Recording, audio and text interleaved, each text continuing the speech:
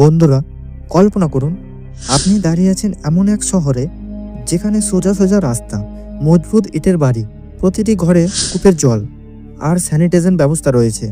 হ্যাঁ বন্ধুরা, আমি কিন্তু এই আজকের দিনের কথা বলছি না, আমি এমন এক সভ্যতার কথা বলছি যা আজকের অনেক আধুনিক শহরেও নেই। হাজার হাজার বছর আগে যখন বিশ্বের অধিকাংশ মানুষ তখনও গুহায় বাস করছিল, তখন এশিয়ার এই অংশে গড়ে উঠেছিল এক বিস্ময়কর নগর সভ্যতা।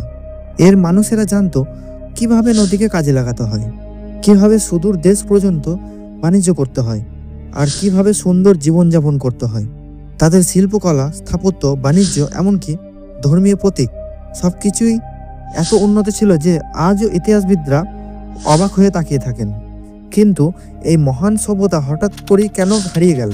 প্রাকৃতিক বিপর্যয়, শত্রুর আক্রমণ, নাকি অন্য কোনো অজানা কারণ? আজ আমরা সময়ের স্রোতে ফিরে যাব সেই হারিয়ে যাওয়া জগতে যার নাম হরপ্পা সভ্যতা, যার রহস্য আজও ইতিহাসের অন্ধকারে লুকিয়ে আছে।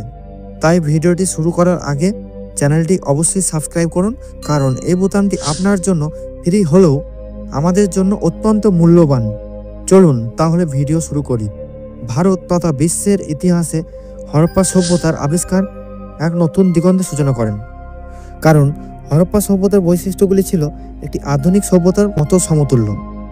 বিশিষ্ট ঐতিহাসিক দয়ারাম সাহানির প্রত্নতাত্ত্বিক খনন কার্যের ফলে 1921 সালে হরপ্পা সভ্যতার আবিষ্কৃত হয়। সিন্ধু নদের তীরে এই সভ্যতার বিস্তার হয়ে উঠেছিল, তাই এই সভ্যতাকে সিন্ধু সভ্যতাও বলা হয়ে থাকে। আধুনিক মতবাদ অনুসারে হরপ্পা সভ্যতা উত্তরের হিমালয় থেকে পশ্চিমে ইরান ও পাকিস্তান, দক্ষিণ উপসাগর পর্যন্ত বিস্তৃত ছিল।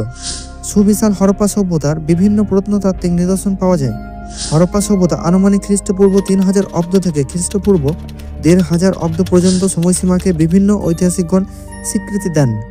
এই সভ্যতা ভারতের পূর্ব পশ্চিমে 1100 কিলোমিটারের বেশি এবং উত্তর দক্ষিণে 1600 কিলোমিটারের বেশি অঞ্চল জুড়ে বিস্তৃত ছিল। হরপ্পা সভ্যতার প্রত্নতাত্ত্বিক বিভিন্ন উপাদান বিশ্লেষণ করলে হরপ্পা সভ্যতার বৈশিষ্ট্য বিভিন্ন দিক থেকে লক্ষ্য করা যায়। আজ আমরা সেগুলির সম্বন্ধে জানব যে হরপ্পাবাসীরা কি কি করেছিল তাদের নগরকে উন্নত করার জন্য। 1 নম্বর হলো রাস্তাঘাট। নগরের ভিতরের প্রধান সড়কগুলি ছিল 35 ফুট চওড়া আর অপ্রধান সড়কগুলি ছিল 10 ফুট চওড়া। এছাড়াও 5 ফুট চওড়া গলিগুলো ছিল একেবারে ঘরের সামনে দিয়ে। রাস্তাগুলো ছিল সোজা এবং উত্তর, দক্ষিণ ও পূর্ব পশ্চিম বরাবর। ফলে নগরের সার্বিক চেহারা দাঁড়িয়েছিল সরল সড়ক দ্বারা বেষ্টিত ছোট ছোট চৌকো ব্লকের সমন্বিত রূপে। 2 নম্বর হলো হরপ্পা সভ্যতার ঘরবাড়ি। প্রাচীন হরপ্পা সভ্যতার অধিকাংশ কেন্দ্রের ঘরবাড়িগুলির মধ্যে অদ্ভুতভাবে মিল খুঁজে পাওয়া যায়।